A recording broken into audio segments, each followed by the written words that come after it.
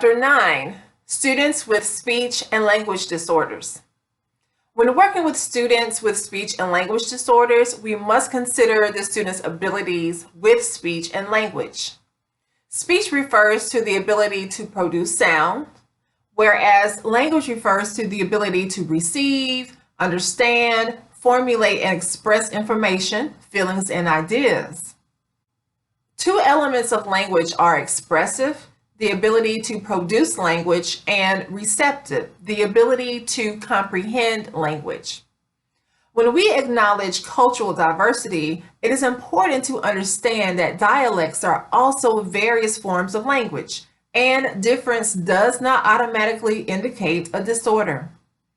Speech disorders involve problems with an individual's production of speech and may affect voice, resonance, articulation, or fluency. Speech disorders related to voice affects the pitch, volume, tone, endurance, or overall quality of speech. The voice may be hoarse, raspy, or harsh. For some, it may sound very nasal or stuffed up. So speech disorders related to resonance results from an imbalance of oral or nasal sound as speech is produced. Speech disorders related to articulation affects the production of individual or sequenced sounds to form words. The individual has difficulty making certain sounds. These sounds may be left out, added, changed, or distorted, which makes it hard for people to understand the individual. Some examples could include an individual having a lisp or difficulty articulating certain sounds such as L or R, saying wabbit for rabbit. So those are some examples of articulation, speech disorders related to articulation. Speech disorders related to fluency affects the flow of speaking. Something is disrupting the rhythmic and forward flow of the individual's speech, and it's usually or typically a stutter. The individual's speech contains an abnormal number of repetitions, hesitations, or prolongations, or disturbances. So individuals who may have speech disorders related to fluency, you may notice that, or you may see them hold tension in their face, neck, shoulders, or even fists as they're trying to speak. Language disorders has to do with meaning rather than sounds and refers to an impaired ability to understand and or use words in context. Language disorders involve difficulties with expressive language, difficulties in expressing ideas or needs, or receptive language, difficulty in understanding what others are saying, or a combination of both.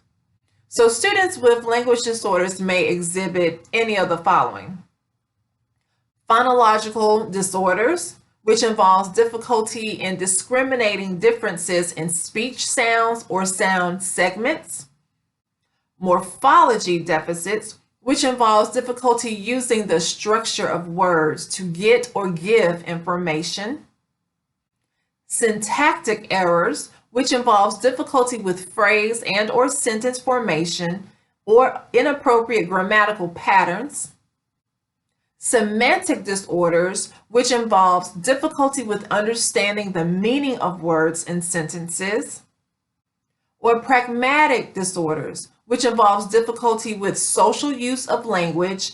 The student may say inappropriate or unrelated things during conversation or use unusual language.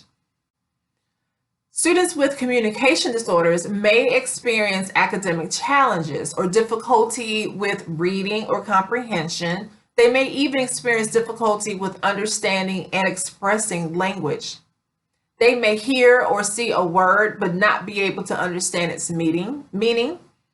They may have trouble getting others to understand what they're trying to communicate or get across. They may also misunderstand social cues or have difficulty with expressing their ideas or show poor judgment or even have difficulty with tests. These characteristics can easily be mistaken for other disabilities such as autism or specific learning disabilities. So it is very important to get a certified speech language pathologist to conduct a comprehensive evaluation on the student. Some strategies to support students with speech or language disorders may include the following, but are not limited to the following. Educators can use a multimodal approach to instruction or whenever they're introducing new concepts. For example, have the students to write it out, say it out loud. They can incorporate visual learning through graphs, graphic organizers, pictures, or sentence strips, or incorporate tactile learning through tapping out syllables or concepts. So multimodal approach is incorporating different or multiple senses to help the student understand the concept. Educators can model and emphasize correct speech sounds throughout the day. Educators can provide individual activities for students to practice target words. Educators can provide visual and verbal cues for speech sounds, break down multi-step tasks or multi-step directions into simple tasks or simple directions, provide frequent comprehension checks throughout the day or throughout the instructional time, provide multiple choice options when asking questions. So these are some examples of strategies to use to help students with speech or language disorders.